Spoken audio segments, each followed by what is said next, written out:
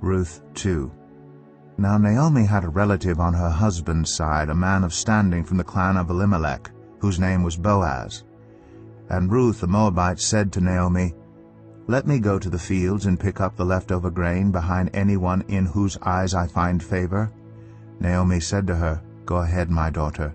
So she went out and entered a field and began to glean behind the harvesters.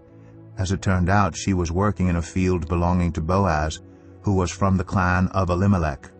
Just then Boaz arrived from Bethlehem and greeted the harvesters.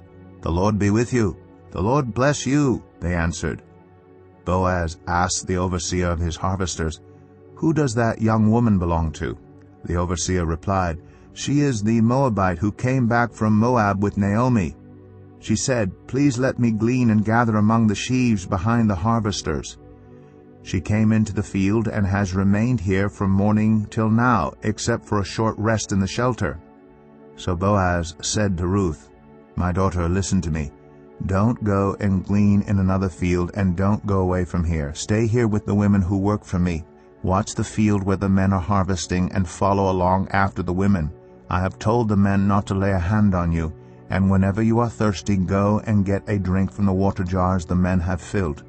At this she bowed down with her face to the ground. She asked him, "Why have I found such favor in your eyes that you notice me, a foreigner?"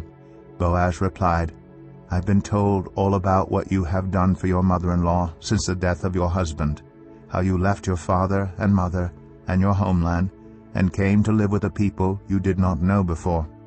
May the Lord repay you for what you have done. May you be richly rewarded by the Lord, the God of Israel, under whose wings you have come to take refuge." "May I continue to find favor in your eyes, my lord," she said. "You have put me at ease by speaking kindly to your servant, though I do not have the standing of one of your servants."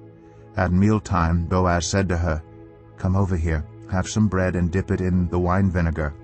When she sat down with the harvesters, he offered her some roasted grain. She ate all she wanted and had some left over. As she got up to glean, Boaz gave orders to his men, "Let her gather among the sheaves, and don't reprimand her.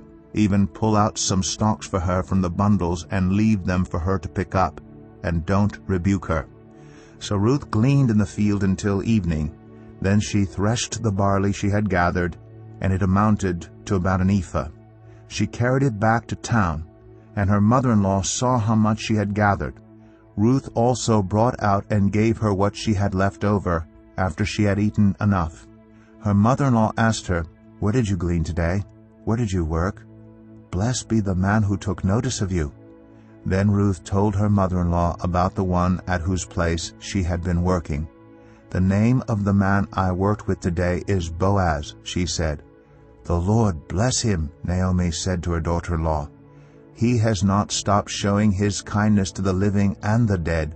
She added, "That man is our close relative. He is one of our guardian redeemers." Then Ruth the Moabite said, "He even said to me, 'Stay with my workers until they finish harvesting all my grain.'"